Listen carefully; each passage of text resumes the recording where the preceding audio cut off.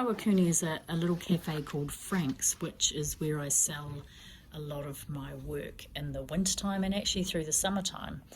But I was there the other day and they asked me if I could do a sign for them, and I said no problem. So I brought it home and sanded it back and undercoated it and got it all ready to go.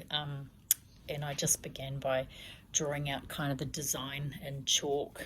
and I used an oval pot lid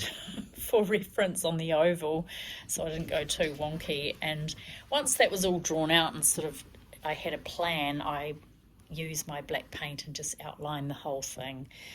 And I wanted it to kind of be arty because I'm not actually a sign writer, so you know the lettering and the branding is very close to what they do, but it's sort of my take on it, so it's not picture perfect, the lettering, but it works with how I paint. So I just do the white paint in the oval, and then I blocked the background with a deep red and some black and filled in the Frank's lettering a little bit and started kind of adding a bit more detail to the outlines on the stack of the cups, and had a bit of fun adding colour to the bottles, which at this point I was completely in an amazing flow state, listening to some African music and just chilling and really enjoying it. I love doing those wine bottles and just the light and the colours, so purples and blues and all sorts of things, and the wine in the middle, or in the front of the bottles, I mean. And then it was kind of onto the shading in the cup stack, which was, in the beginning I just used white with blues and purples to sort of give it a bit of shading and depth, because as we all know, nothing is actually truly white, so you just have to add colour into the white to give it the depth.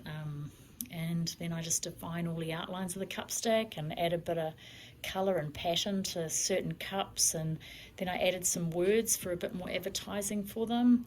and added the Eatery and bar onto the Frank's, under the Frank's sign, and then more highlights on the cups and a bit more yellows and lighter reds into the background.